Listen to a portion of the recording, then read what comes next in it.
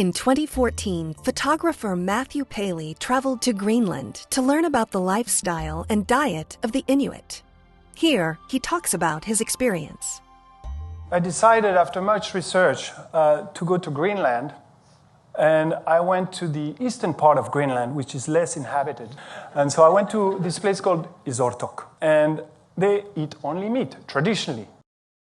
This is Izortok, that's the whole of it, and it took me 2 flights and 2 helicopter rides to get there. I had contacted a family before, so when I arrived, I was met by this family, and I spent 10 days sleeping there in the living room. I was staying with Bent, which is there in green, and Dina, standing up, and they are hunters. They go hunting a few times a week. They're active hunters still. Soon after his arrival, Paley joined his hosts on a seal hunt. He took photos of the experience. So we go out, we drive out, and they are looking for what they like most is seal. So she's looking at this environment, looking for a little black spot to pop up. For 4 days, they searched for seals, but weren't able to find any. However, they did catch several birds called ptarmigan. Paley took photos as Dina prepared the birds for dinner, but it wasn't really what he was looking for. For Paley, it didn't feel like a real Arctic experience.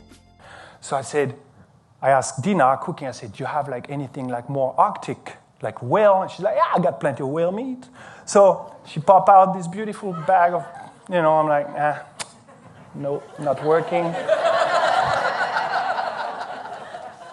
But then I still needed to get some hunting scene, something that is telling where you see. And then I hear about this other hunter who would often go hunting on canoe because you can approach animals much more quietly. And I said, hey, bring me on. Ah, yes, I saw something here. I think a little black spot. Yeah, Magnus, here. That means head of a seal, sign language. And so that's right there. You see, that's the head of a seal. It comes out for about 10, 20 seconds, and then it would just dive back in. So you have to be quick, you have to be close. Also, you need quiet sea, because if there's waves, you can't see the head.